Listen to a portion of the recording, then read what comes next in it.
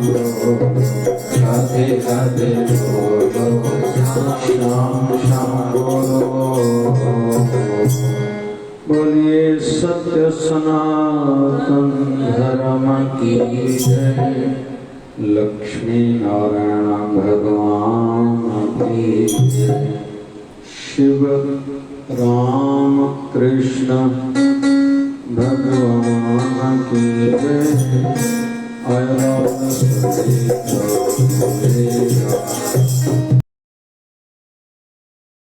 और ये सतगुरु स्वामी शिव भजन महाराज की जय। जय वेशधारा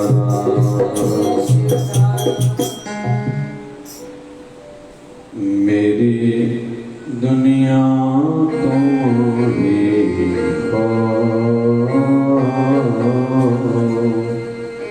दुनिया से क्या मांगूं,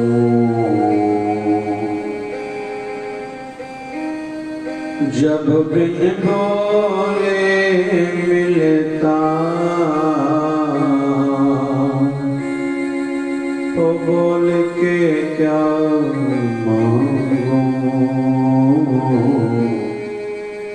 मेरी दुनिया तुम्हारी हो, दुनिया से क्या मांगूं। मेरी दुनिया तुम्हारी हो, दुनिया से क्या मांगूं। जब बिन बोले मिलता तो बोल के क्या मांगूं। जब बिन बोले मिलता तो बोल के क्या मांगूं। मेरी दुनिया तुम्हारी हो, दुनिया से क्या मांगूं। जबो जी जबो दुनिया तुम्हारी हो, दुनिया से क्या मांगूं।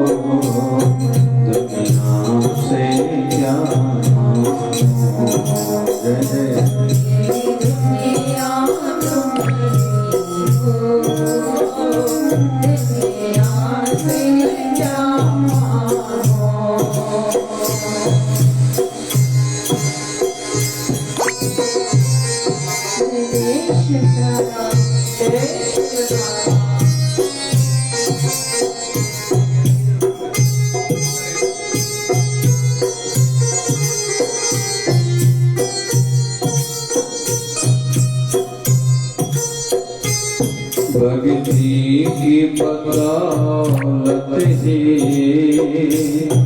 दुनिया का प्यार मिला। प्रकृति की बदौलत ही दुनिया का प्यार मिला।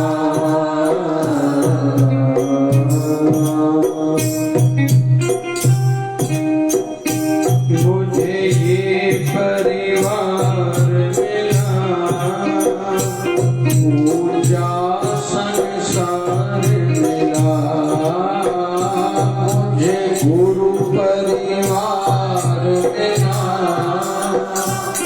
ऊंचा संसार मिला। तेरी भक्ति करता रहूं, कर जोड़ मेरी मांगूं। तेरी भक्ति करता रहूं, कर जोड़ मेरी मांगूं। मेरी दुनिया दुनिया से क्या मांगूं। मेरी दुनिया यहाँ से क्या मांगूं। बहुत सुंदर भाव है। प्रभु कृपा करे यह भाव सदैव हमारे मन मंदिर में बना रहे कि हमारी दुनिया हमारे प्रभु, हमारे इष्ट देव, हमारे गुरुवर होने चाहिए।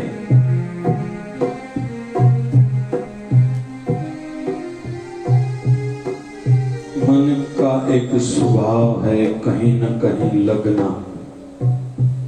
क्यों न थोड़ा उसको ठीक दिशा दे के सही जगह पर, सही स्थान पर, सही किसी शक्ति से जोड़ा जाए।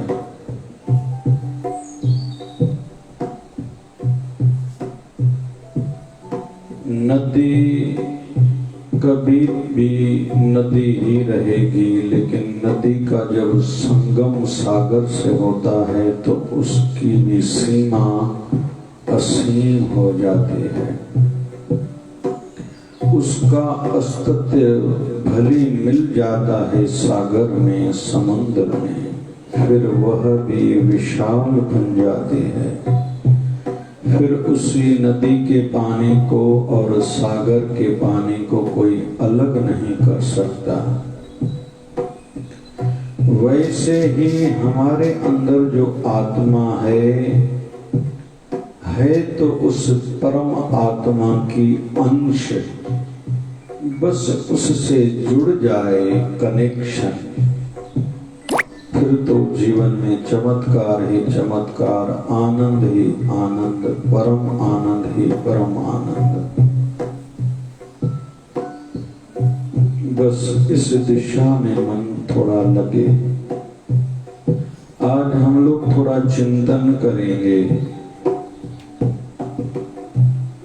जैसे हमने कुछ समय पहले सत्संग में सुना था, आज हम जो भी संसारी दृष्टि से दुनिया के हिसाब से हैं, मतलब जितना नाम है, पैसा है, पद है, पढ़ाई है, प्रतिष्ठा है, यह सब हमारे कर्म का फल है। लेकिन इसमें भी दो मत नहीं है, लगभग हम संतुष्ट नहीं हैं।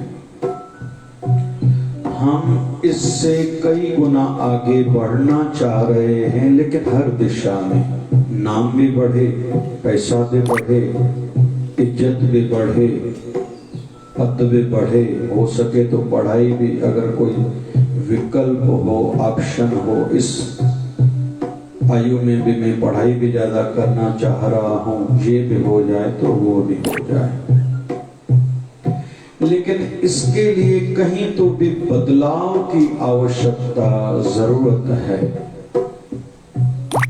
खुद में बदलाव लाना पड़ेगा। तो खुद में मतलब क्या?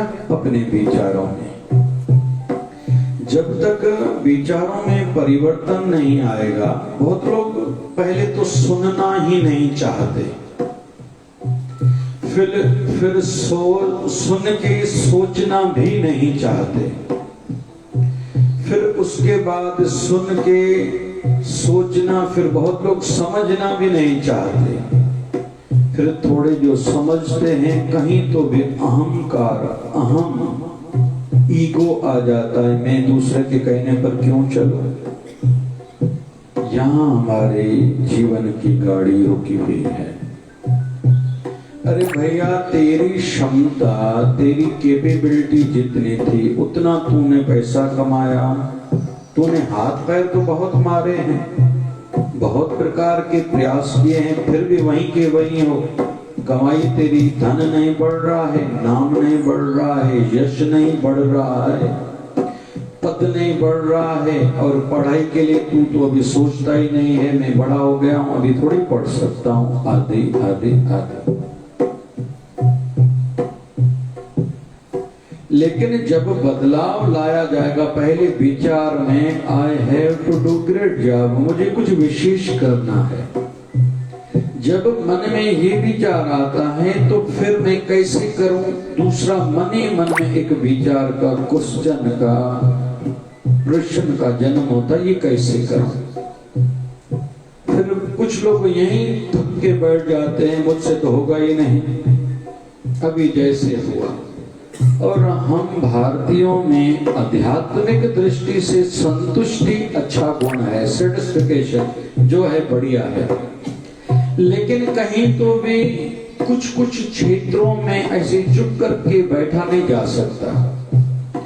जैसे भारत सरकार की सदा से नीति पॉलिसी बन आई है, हम किसी को छेड़ते नहीं, लेकिन कोई छेड़ेगा तो हम किसी को छोड़ेंगे भी नहीं। और कल का, परसों का दिन 22 साल पहले कारगिल युद्ध का एक उदाहरण हम सबके सामने है। तो कहीं कहीं कुछ, जैसे माँ को घर में कुछ तकलीफ होती है ना, लगभग सहन कर जाती है, लेकिन बच्चों पर जब कुछ गलत हो रहा होता है उससे सहन नहीं होता है, और नहीं होना चाहिए। बच्चों को सहन करने की ट्रेनिंग देनी चाहिए, वो एक अलग विषय है। जमीन पर भी सो, कभी गर्मी है, पंखे के बगैर भी तुझे नींद आनी चाहिए, कभी लाइट में भी तुझे, जलते हुए लाइट तुझे नींद आनी चाहिए। ये बच्चों को ट्रेंड करे, ये विषय अलग है। कभी रूखी रोटी मिले भी गाड़ी चलनी चाहिए, रुक नहीं जाए, मुझे ये नहीं मिला तो रोटी नहीं खाऊंगा, ऐसा नहीं हो जाएगा तो ये करूंगा वो करूंगा। बच्चों को सिखाएं, ये अलग विषय है। जिनको मैं सैनिक की ट्रेनिंग बोलता हूँ, फौजी की ट्रेनिंग, शिक्षा, इसलिए मैं अक्सर कहता हूँ हम सभी जो बैठे हैं ना, हम भी धर्म के सैनिक हैं। पता नहीं किस समय में क्या करना पड़ जाए, विषय निकला है तो थोड़ा उल्लेखित करता चलो। हो सकता है हमारे धर्म को कभी हमारी जान की जरूरत पड़ जाए और देनी चाहिए।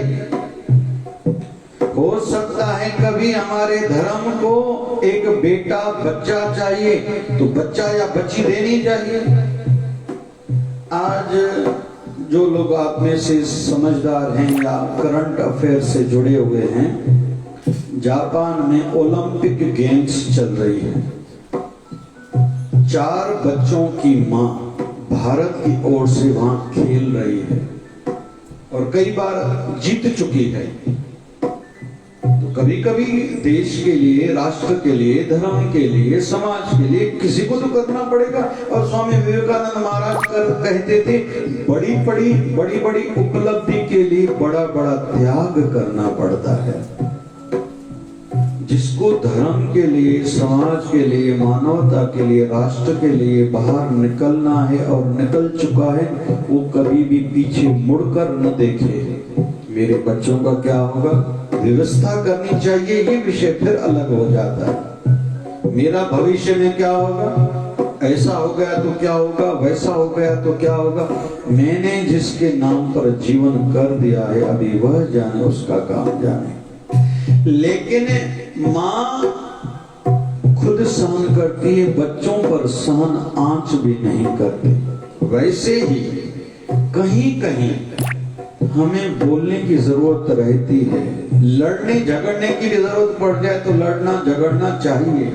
जैसे हमारे भारत पर युगों युगों से कईयों की गत लगभग 1300 साल भारत के लिए अच्छे नहीं रहे हैं। अरब कंट्रीज से लेके बुरी नजर भारत पर सदैव रही। कई बार सोमनाथ पर हम सब जानते हैं आक्रमण हुआ, भारत पर आक्रमण हुआ, और 712 ईस्वी में तो सदा के लिए आक्रमण हुआ, जो अभी छुटकारा 72 साल हमें मिला जब भारत आजाद हुआ। और कभी कभी कोई क्षति, कोई नुकसान बहुत समय तक तकलीफें देता रहता है, और वो आज तक हम लोग भुगत रहे हैं, और आने वाले अभी 50 साल लगता है और भुगतेंगे। हो सकता है 100 साल, हो सकता है सदा के लिए भी हम सबको उसका भुगतान करना पड़ जाए। आप में से कोई कहेगा, सोचता होगा कोई बुद्धिजीवी, आप कहाँ बात कर रहे हो। तो जनसंख्या पर जो नियंत्रण नहीं हुआ, कहीं तो भी भारत के हिंदुओं पर भारी तो पड़ने वाला ही है। कहते हैं 2050 में पता नहीं कौन राजा होगा, 2060 में, 70 में, 80 में पता नहीं क्या हो जाएगा। ये दुष्परिणाम है किसी न किसी एक व्यक्ति के, जो उसको सहन नहीं करना चाहिए था, एडजस्ट नहीं करना चाहिए था, उन्होंने किया, उसका दुष्परिणाम है। फिलिप्स नाम करके एक व्यक्ति था, फिलिप्स। भारत के राजा का स्वास्थ्य ठीक नहीं था, उसने ठीक करा, डॉक्टर था, विदेश से आया था। उन्होंने, मुगल साम्राज्य था, उन्होंने कहा, राजा खुश हुआ, उसकी लाख बीमारी ठीक हुई। ध्यान से सुनना इतिहास की गहरी बात, जरूरी बात। राजा खुश हुआ, क्या चाहिए, पैसा, बोले नहीं चाहिए, क्या चाहिए, कुछ मांगो। तो उन्होंने केवल ये कहा था, हमारे देश के व्यक्तियों को व्यापार करने की इजाजत भारत में मिल जाए। इस माध्यम से ईस्ट इंडिया कंपनी का आगमन हुआ भारत में। फिर जल्दी से ब्रिटिश सरकार ने कब्जा कर लिया और भारत को बहुत बड़ा भुगतान करना पड़ा, जो इतिहास में कभी भुलाया नहीं जा सकता। तो कभी कभी सहन नहीं करना चाहिए। एक नीति वचन है, स्त्री तो शर्म। स्त्री शरीर के जीवन से कभी भी शर्म बाहर नहीं जाने चाहिए। भगवान ने जो स्त्री शरीर में दिया है वो पुरुष शरीर में नहीं दिया है। ममत्व, सहन करने की शक्ति, प्रेम, भाव, ये स्त्री में प्रधान है। पुरुष में प्रधान है उत्साह, साहस, कुछ करने की क्षमता, कुछ रिस्क लेने की क्षमता, ये पुरुष में प्रधान है। स्त्री शरीर कभी भी स्त्री रहेगी, पुरुष शरीर कभी भी पुरुष रहेगा। जेंडर को भले कोई कितनी आजादी दे दे, लेकिन परिणाम, रिजल्ट वैसे ही आने वाला है। बाप कभी भी मां नहीं बन सकता, मां कभी भी बाप नहीं बन सकती, सीधी बात है। कहीं तो भी कुछ न कुछ छूट जाएगा, कहीं तो भी कुछ नुकसान होगा ही। तो स्त्री तो शर्म, दुकानदार तो नरम।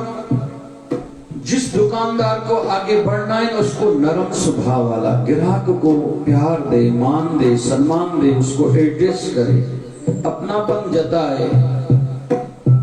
खुद ही दुकानदार कामयाब हो जाएगा, बस थोड़ा नरम हो। स्त्री तो शर्म, दुकानदार तो नरम। हाकिम तो गरम, कहीं का कोई बड़ा है, एडमिनिस्ट्रेटर ऑफिसर है, घर का बड़ा है, समाज का बड़ा है, कोई पंचायत का मुखिया है, बड़ा है, ऑफिस का बड़ा है, कोई कंपनी का बड़ा है, उसको गरम मतलब व्यवस्था की दृष्टि से कड़क होना पड़ेगा।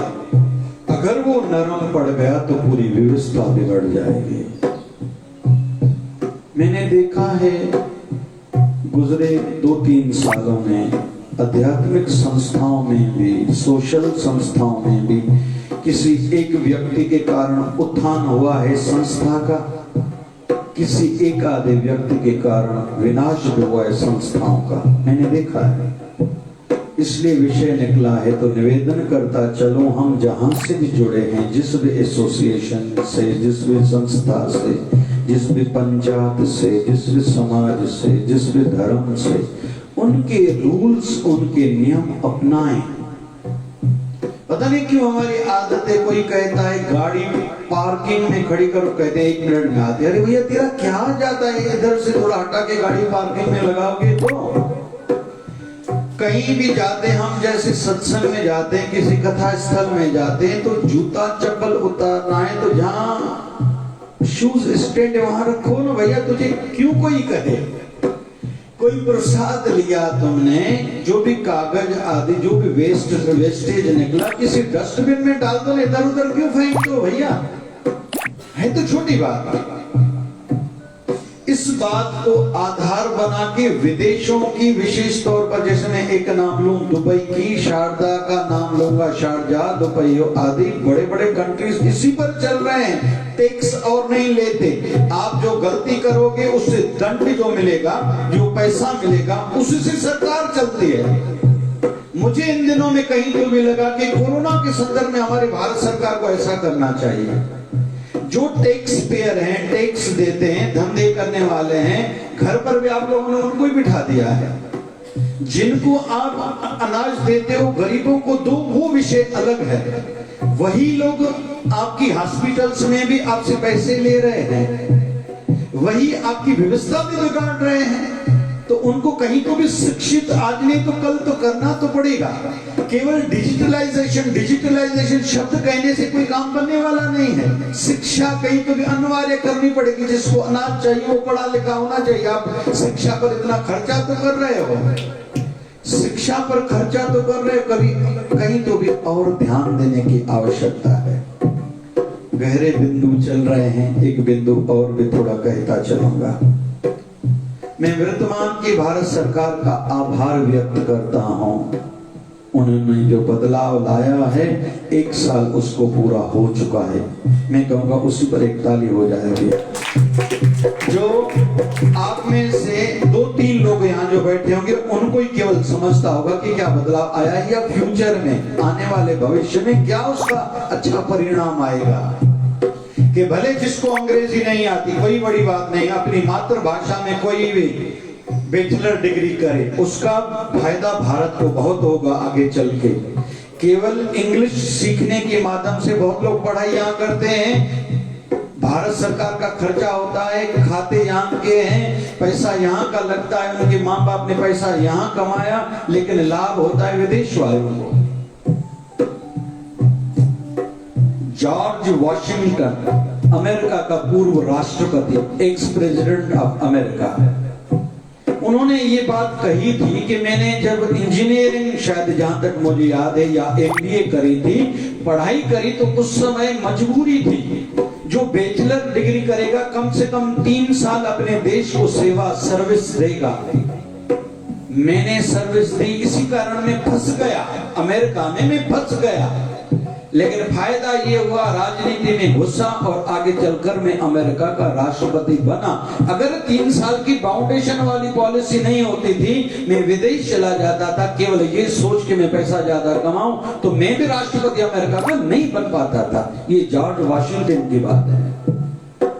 कुल मिला के विषय चल रहा है, नियम कहीं के भी हैं, हम अपनाएंगे, हमारा भला है। जैसे ट्रैफिक का एक रूल है, इतना न गाड़ी को तेज चलाओ कि कहीं देर हो जाए। क्या अर्थ है इसका?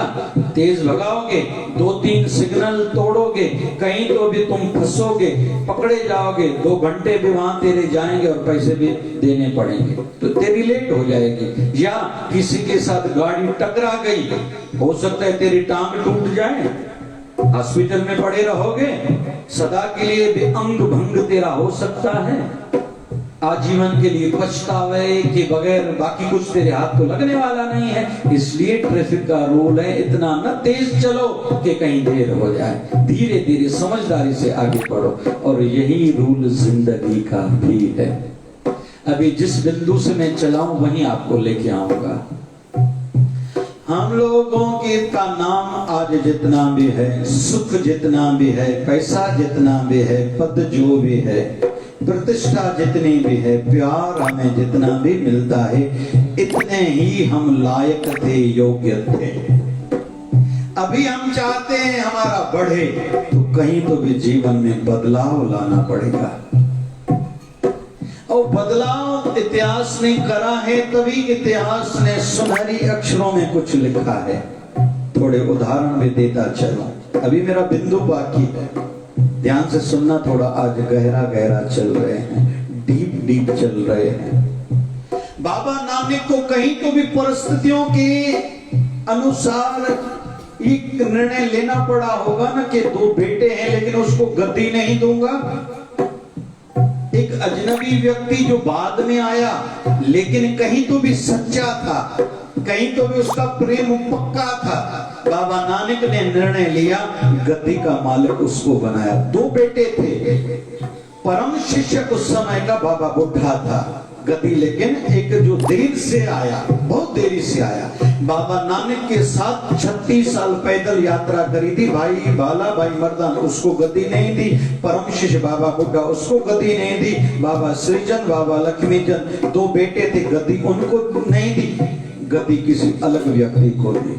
ऐसे ही दूसरी पातशाही गुरु अंगद देव के जीवन में भी मिलती है। भाई दादू, भाई दासू, 2 बेटे हैं, गद्दी उनको नहीं दी।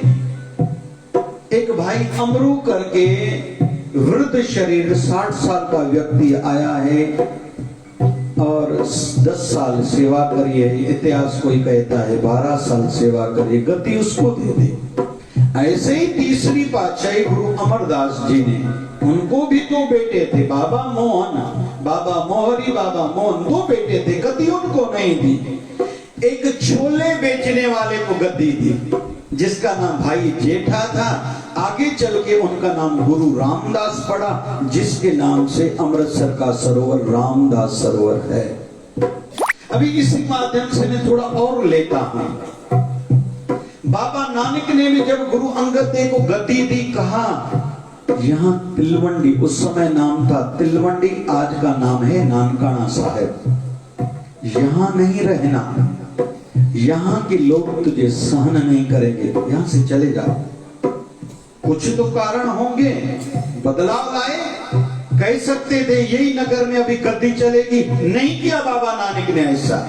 फिर गुरु अंगद देव का जब समय आया, गुरु अमरदास को ये नहीं कहा कि खंडूर साहब में तुम सदा के लिए रह जाओ, नहीं, उसको कहा अपने गांव गोविंदवाल चले जाओ, और ऐसा उन्होंने किया। फिर गोविंदवाल में भी गद्दी नहीं रही, स्थान तो आज भी है ना, वो गद्दी वहां नहीं रही, कहीं तो भी कुछ बदलाव करने की आवश्यकता थी।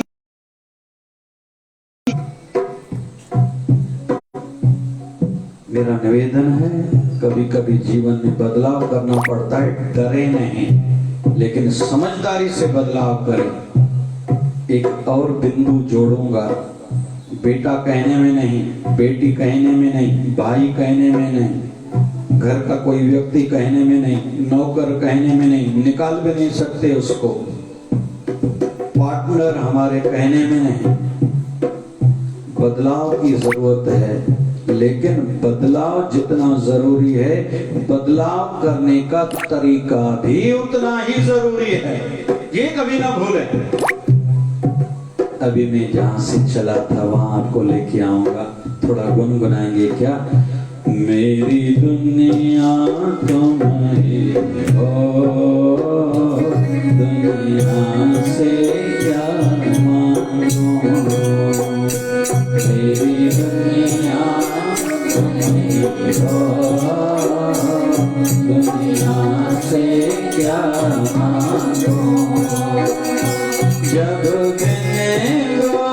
मिलता तो बोल के क्या मांगूं, जो मिलता तो बोल के क्या मांगूं, मेरी दुनिया तुम्हारी हो, दुनिया से क्या मांगूं। जय हो। मेरी दुनिया तुम्हारी हो, दुनिया से क्या मांगूं। आज का मेरा मुख्य बिंदु है अल्टरनेट ऑप्शन, दूसरा विकल्प, दूसरा रास्ता क्यों ना अपनाया जाए अपनी चिंताओं से बचने के लिए, बुराई से बचने के लिए, निराशा नेगेटिविटी से बचने के लिए, उन्नति तरक्की के लिए, सुख के लिए, शांति के लिए, चलो धनवान होने के लिए, लेकिन आध्यात्मिक दृष्टि से आनंद जीवन जीने के लिए। अरे हम नहीं आनंद में रहेंगे, कोई दूसरी योनि वाले कुत्ते, कोई गधा रहेगा आनंद में। दूसरी बात, अभी नहीं तो कहीं तो भी हमारी सोच में कुछ बाकी है जिसके कारण हमारे जीवन में वो आनंद नहीं है जितना होना चाहिए, उतना पैसा नहीं है जितना होना चाहिए, उतना नाम नहीं है जितना होना चाहिए, हमारे कहने में हमारे अपने नहीं है, कहीं तो भी कुछ कमी है। बस उसको थोड़ा उस दृष्टि से देखें, क्यों मेरे काम रुके हुए हैं, कुछ न कुछ अभी कमी है, तो क्यों न दूसरा विकल्प ट्राई किया जाए। लेकिन हम लोग करते आए हैं, बहुत लोग रोज धंधा बदलते हैं, ये इसका मतलब ये नहीं है। इन दिनों में एक माता आई, मेरी एक मंगनी हुई, शादी हुई, बच्ची थी कुछ महीने की, पति को छोड़ाई में कारण कुछ भी था, दूसरा विवाह करा, बच्ची के कारण उन्होंने छोड़ दिया, तीसरा विवाह करा, बच्ची के कारण बाद में उन्होंने छोड़ दिया, चौथा विवाह मैंने छत्तीसगढ़ करा है, अभी 6 महीने से मैं घर हूँ, मुझसे सब खुश होते हैं, चारों परिवार वाले, बच्ची के कारण 4 बार ऐसा हुआ है, आप आज्ञा दो तो मैं वो रिश्ता तोड़ूं। ये 3 दिन पहले की बात है, 4 शादियां, चौथी शादी तोड़ूं क्या, मेरी बच्ची कारण है। अरे भैया पहली बात नहीं करी थी, बोले करी भी थी। अभी हम किसी का कुछ जीवन को खोलने के लिए यहाँ नहीं बैठे, हम लोग सीखने के लिए बैठे हैं। कहीं तो भी कुछ कमी है जिसको बदलना है, सुधारना है। Try and try again. इसका अर्थ ये नहीं, बहुत लोग रिश्ते तोड़ते बैठते हैं, पड़ोस बदलते रहते हैं। बहुत लोग कहते हैं घर बदलें क्या, मुझे भी आके कहते हैं आप आज्ञा दो घर बदलो। क्यों भैया घर में क्या है? बोले किसी ने कहा ये घर तेरा अच्छा नहीं। अरे भगवान का भजन करो, घर अच्छा ही अच्छा है। अपने घर के मंदिर में अपने ठाकुर के, अपने गुरुवर की मूर्ति स्थापित करो, अच्छा ही अच्छा है। घर के मंदिर में गंगा जल रखो, वास्तु दोष सब दोष खत्म। घर के प्रांगण में तुलसी माता स्थापित करो, तेरा आनंद ही आनंद। घर में रोज अपने गुरुवर की कपूर जला के आरती करो, सब भला ही भला, तेरे रास्ते खुलते जाएंगे। किसी ने कहा है तेरे घर पर किसी ने कुछ करनी कर दिए तो थोड़ा नमक पोछे की बाल्टी में डाल के हफ्ते में 1 बार पोछा लगवाया करो, 1 बार महीने में गौमूत्र का छिड़काव कराया करो घर में, 1 बार महीने में बड़ी तिथि, नहीं तो भी जो शुक्ल पक्ष की एकादशी आए या पूर्णमासी के दिन घर में गंगा जल छटका दो। जो भी बुराई है, नेगेटिविटी है, कुमति है, जो भी दोष है, सब ठीक हो जाएगा। आपकी इच्छा है घर बदलने की, वो आप देखो, व्यवस्था है, अरेंजमेंट पैसे की, भले बदलो। लेकिन वैसे घर बदलने से ज्यादा क्या होगा? बदलना है तो इसको बदलो, विचारों को। तो तो आज का मुख्य बिंदु ही है दूसरा विकल्प। उसमें से पहला विकल्प आज मैं ये कहूंगा, कौन सा? मेरी दुनिया तुम ही हो, दुनिया से क्या मांगू। जय जय। दुनिया तुम्हारी हो, दुनिया से क्या मांगो। तो आज के सत्संग का मुख्य बिंदु का भी निवारण उपाय, सॉल्यूशन, अपने जीवन की डोर अपने गुरु के हाथ में दे दो।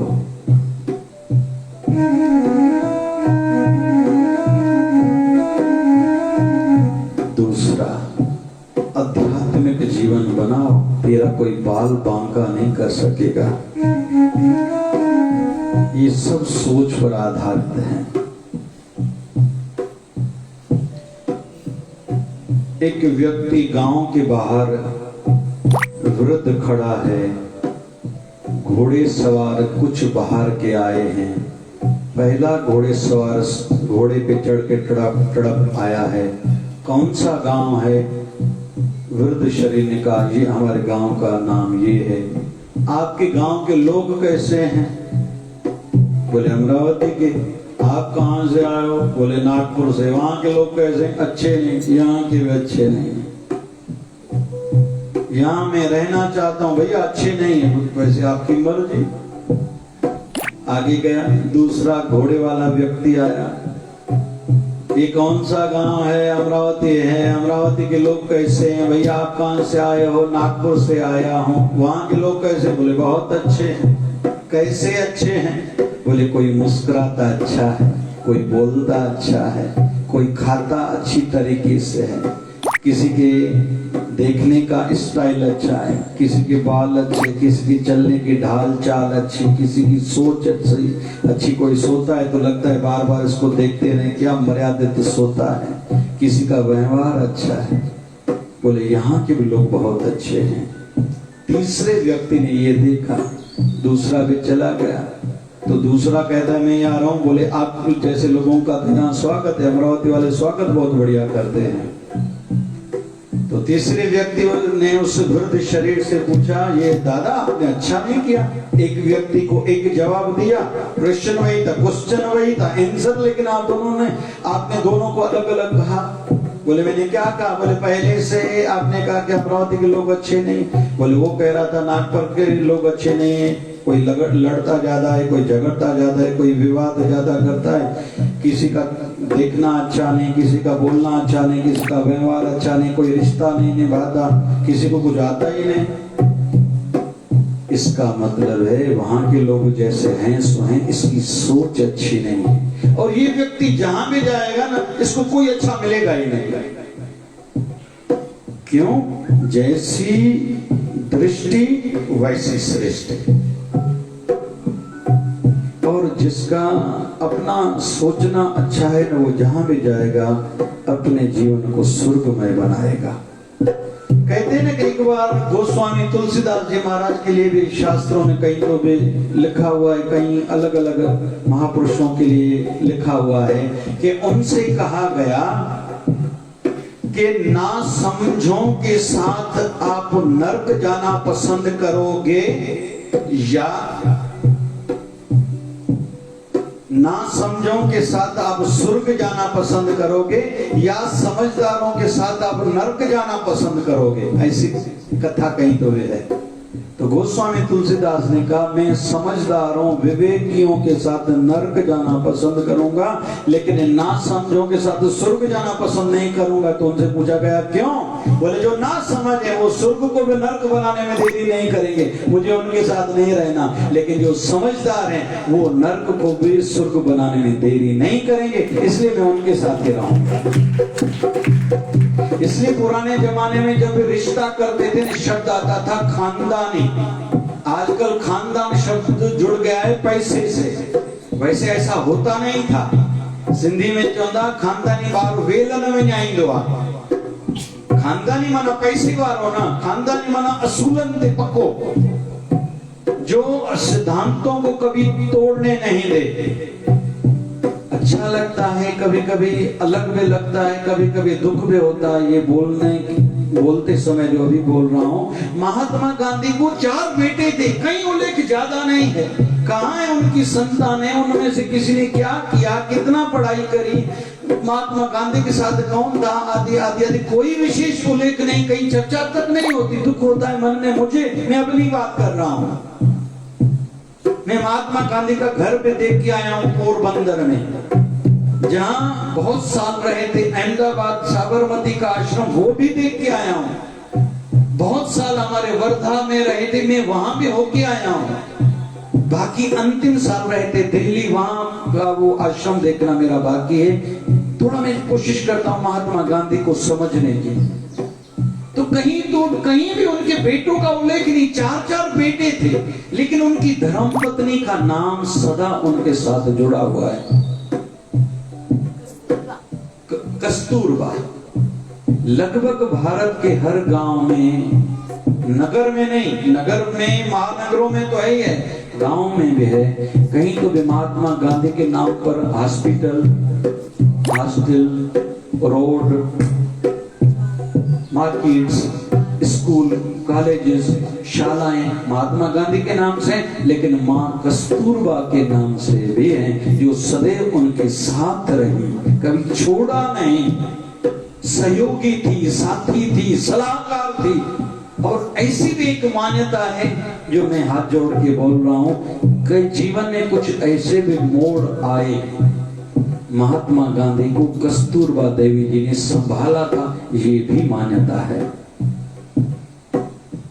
कहीं तो भी कुछ ऐसा हो जाता था शायद जो नहीं होना चाहिए था, उस समय माँ कस्तूरबा ने, जो उनकी थी पत्नी, उन्होंने महात्मा गांधी जी को संभाल लिया था। अभी बिंदु चल रहा है दूसरा विकल्प, अपनी सोच को किसी अलग दिशा में लगाना। ऊंचे में ऊंचा है आध्यात्मिक सोच बनाना। हमें ज्यादा पैसा क्यों चाहिए, ज्यादा नाम क्यों चाहिए? रोटी के लिए रोटी तो खा रहे हैं, संतुष्टि चाहिए। पैसे से संतुष्टि नहीं आती। आग में घी डालने से आग कम नहीं होती, बढ़ती जाती है। सहस कटे लख का उठता है। सहस मतलब 1000। किसी के पास 1000 है ना, इच्छा होती है अभी लाख होने चाहिए। सहस खटे लख का उठ धावे, तृप्त नावे माया पाछे पावे। बड़ी बात है। अमेरिका जो खुद अमीर देश है, तेल है, नेचुरल रिसोर्सेज उनके पास ज्यादा है। अमेरिका के लड़के और लड़कियां आलसी होते जाते, लेजीनेस उनमें बहुत है। अभी सुनाई दे रहा है भारत और एशिया के जो स्टूडेंट्स वहां जा रहे हैं, मुख्य पदों पर वो आसीन होते जा रहे हैं। अभी जो अमेरिका की इलेक्शन, गत 2 इलेक्शन हुई, उसमें भारत की बड़ी भागीदारी थी, जो मूल भारतीय थे। अभी वहां के लोग ईर्ष्या करने लगे हैं, किनके साथ? भारतीयों के साथ। अभी बुरा व्यवहार करना भी उन्होंने शुरू करा है, लेकिन वो अपने मूल पर नहीं जाते कि हम अमेरिका वालों को बड़ी बड़ी नौकरियां, पद क्यों नहीं मिल रहे और भारतवासियों को क्यों मिल रहा है। क्यों? भारतवासी बड़ी मेहनत के बाद तो वहां पहुंचते हैं और वहां भी बहुत मेहनत करते हैं। कुल मिला के फिर बिंदु पर लाऊंगा, कुछ अल्टरनेट, दूसरा विकल्प निकालने का प्रयास करें, लेकिन अच्छी सोच से, अच्छी तरीके से विकल्प निकालें। जहां भी गड़बड़ी है, जिसको भी हम सुधारना चाहते हैं, भक्ति नहीं बढ़ रही तो उसके लिए हफ्ते में एक बार मौन व्रत, एकांतवास महीने में 1-2 दिन, साल में 15 दिन कहीं चले जाना। और कहते हैं परिवार में भी प्यार बढ़ाना चाहते हो ना, साल में एक बार कम से कम 8 दिन का परिवार के साथ टूर होना चाहिए। और 1-2 छोटी 1 दिन 2 दिन की यात्राएं भी होनी चाहिए। ज्यादा साधन लेके नहीं निकलो, बगैर साधन के बच्चों को ट्रेंड करो। इसलिए बचपन में स्टूडेंट्स लाइफ में ट्रेनिंग पर लेके जाते हैं,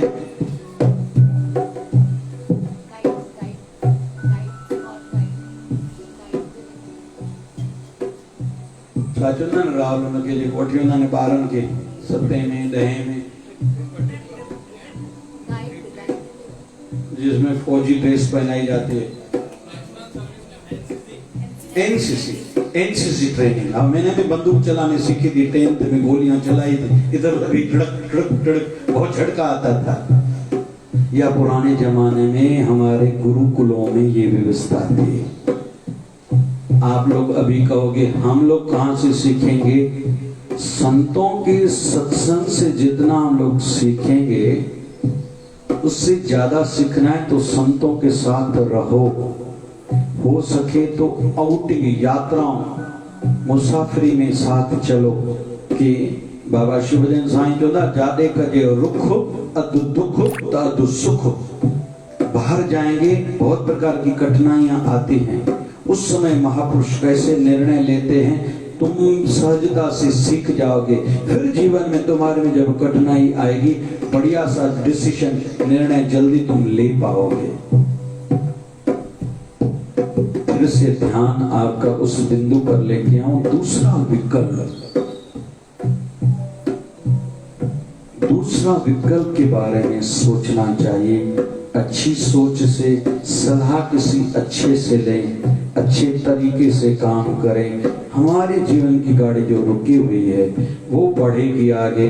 ज्यादा नहीं समझता, खुद को गुरु के हवाले कर दें, अर्पण कर दें। अब तू जान किया सब तेरे हवाले, ओ बाबा शिव धारा वाले। तूने खोले बंद किस्मत के ताले, ओ बाबा शिव धारा वाले। बाबा शिवजन साईं कृपा करें। आज हमने थोड़ा अलग सा सुना, समझा। बहुतों को जल्दी इतना बुद्धि में नहीं बैठा होगा। ये फेसबुक और यूट्यूब पर रोज चलता है, 1-2 बार जो सुनेगा, जो समझना सीखना चाहता है ये उसके लिए बात है, उसको ये आज का बिंदु पूरा समझ में आएगा क्योंकि गहरा सा लिया था। बाबा शिवजन साईं कृपा करें। मैं चला गुरु के द्वार, मैं चला गुरु के द्वार, दुनिया में क्या रखा है। चला शिवधारा दरबार, मेरा गुरु बैठा है। मैं चला गुरु के द्वार, दुनिया में क्या रखा है। चला शिवधारा दरबार, मेरा गुरु बैठा है। मेरा गुरु बैठा है, मेरा गुरु बैठा है। चला गुरु में चला गुरु के द्वार, दुनिया में क्या रखा है। चला शिवधारा दरबार, मेरा गुरु बैठा है। मेरा गुरु बैठा है। स्वार्थ का संसार है सारा, दुख के समय में करता किनारा। स्वार्थ का संसार है सारा, दुख के समय में करता किनारा। मैं तो करूं निर्मल प्यार, मैं तो करूं निर्मल प्यार, दुनिया में क्या रखा है। चला शिवधारा दरबार, मेरा गुरु बैठा है।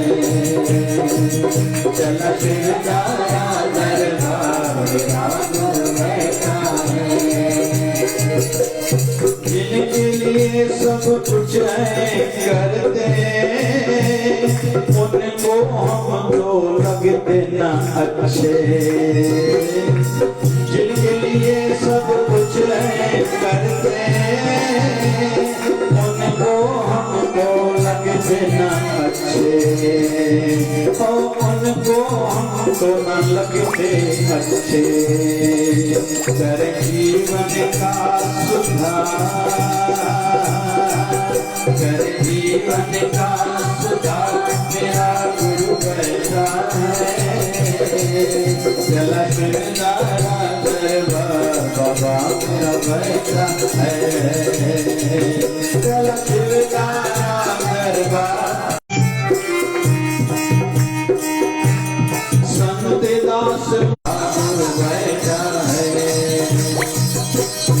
आया तुम्हारा गरबा मेरा कब बैठा है, मेरा कब बैठा है, मेरा कब बैठा है। बिना बंधु बिना हाथ मेरी जोड़ी तेरे हाथ